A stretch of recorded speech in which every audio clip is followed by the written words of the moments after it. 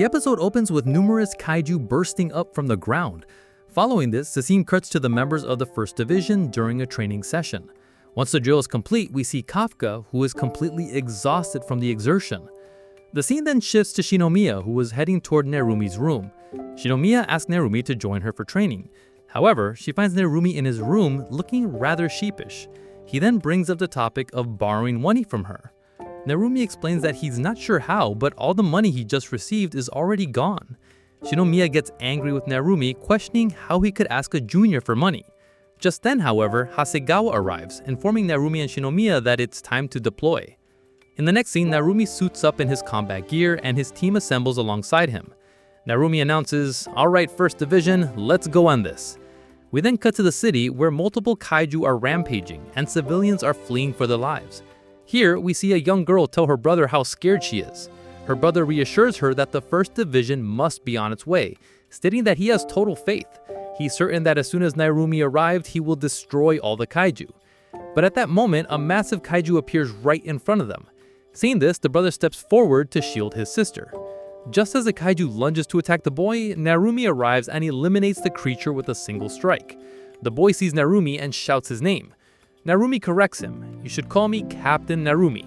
He then tells the boy, "Go home, use your mom's phone and post, 'Captain Nerumi is so cool.' Make sure you do it 10 times." The child agrees. Moments later, 2 troopers arrive to escort the children away from the area. Nerumi then asks his other officers for a status report. An officer named Kinashi reports that there are 4 kaiju in their sector and his team has it under control. The scene then moves to Miyake. Miyake confirms that his team has also handled its assigned area. Nerumi states our priority is to assess the situation and ensure all citizens are safe. Nerumi tells his team they can either eliminate the kaiju on site or drive them into the neutralization zone. After that, Nerumi orders Shinomiya and Kafka to eliminate all kaiju entering the zone and show everyone their true capabilities. Kafka and Shinomiya acknowledge the order. Next, at the command post, everyone is focused on the energy readings for Kaiju number 8. It's confirmed that the Defense Force officers have successfully evacuated all civilians from the city. Just then, Director Shinomiya addresses everyone. "We have one mission, to eliminate the kaiju. So let's begin." The following scene shows helicopters attacking the kaiju from above. These units are also attacking the kaiju on the ground, forcing them toward the neutralization zone. Following this, we see Shinomiya, who readies her weapon. Shinomiya prepares to engage the kaiju entering the neutralization zone. Here, an officer named Shinonome is ordered to provide backup for Shinomiya, but she watches in awe as Shinomiya instantly destroys a kaiju. Shinomiya thinks to herself that she's still not fast enough because Vice Captain Hoshina is incredibly fast and Captain Mina's attacks are incredibly powerful. Shinomiya then eliminates another kaiju. Now, Shinonome tells Shinomiya she's impressive in a fight. Just then, Shinomiya appears and fires at a kaiju that had appeared behind Shinonome. Shinomiya tells Shinonome that she needs to stay more focused. Now, both of them are fully prepared to eliminate the kaiju. Miyake remarks, "That girl's a new recruit, isn't she? She's so powerful." Hasegawa tells Nerumi, "Shinomiya might be stronger than you were in your first year." Nerumi retorts that he was much stronger than her as a rookie. However, Nerumi observes the kaiju and notes that something feels off. Nerumi says these ant-type kaiju have never been seen on the surface before. These creatures are typically found on the ground, and even then, sightings are rare. This is the first time they've seen so many above ground. Nerumi speculates that someone else might be commanding these kaiju. Then in the next scene, kaiju begin to pour into the neutralization zone from another direction. As soon as the kaiju arrive, the shooting begins.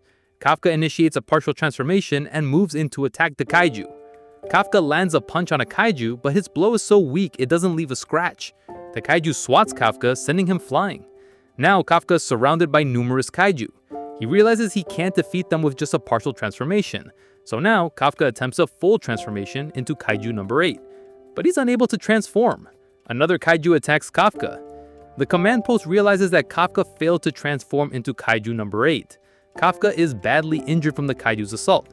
But then the command post reports a powerful kaiju has just been detected in that same area. Right where Kafka is, a kaiju emerges from the ground, and with it is Kaiju number 9. Kaiju number 9 says it was drawn here by the presence of Kaiju number 8, but it doesn't see him. Kaiju number 9 then asks Kafka, "Are you Kaiju number 8? But before Kafka can respond, Kaiju number 9 attacks him. In response, Kafka tries to transform again. Nerumi asks the operations room if Kafka is transforming into Kaiju number 8, But the next scene reveals that Kafka still can't transform. The operations room informs Narumi that at this rate they will lose Kaiju number 8.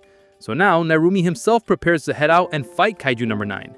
But just then another Kaiju appears before Narumi, and with it is another Kaiju number 9. Narumi is confused about how there can be two Kaiju number 9s, wondering if it can multiply or divide.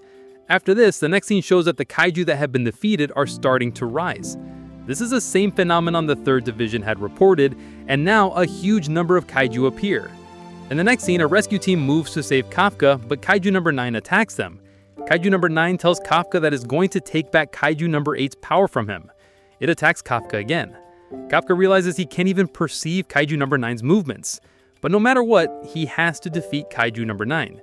So he tries to transform one more time, but nothing happens and Kafka cannot become Kaiju number 8. The scene then shifts to the control room. An aide tells the director that he knows Director Shinomiya would go himself if Kaiju number 8 were to lose control. But if the director uses his numbered weapon, it will come at a personal cost. Now in the next scene, number 9 is about to launch a devastating attack on Kafka, but just then Shinomiya arrives and slices number 9 in half. Number 9 asks Shinomiya, "And just who are you?" Shinomiya says he doesn't need to know because she is going to eliminate number 9 today. Well, after this, the scene cuts back to Narumi and the other Kaiju number 9. This Kaiju tells Narumi that it must leave quickly to help the other Kaiju number 9 eliminate Kaiju number 8. But Narumi says that won't be happening because number 8 is one of our officers. Number 9 ignores him and attacks. But Narumi dodges the attack and says he wasn't finished talking.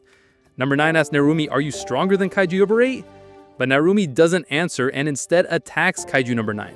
An operator in the control room announces that Captain Narumi has engaged Kaiju number 9. Director Shinomiya says that this is a test for the new generation and they will have to handle it themselves. And with that, everyone, the episode comes to an end.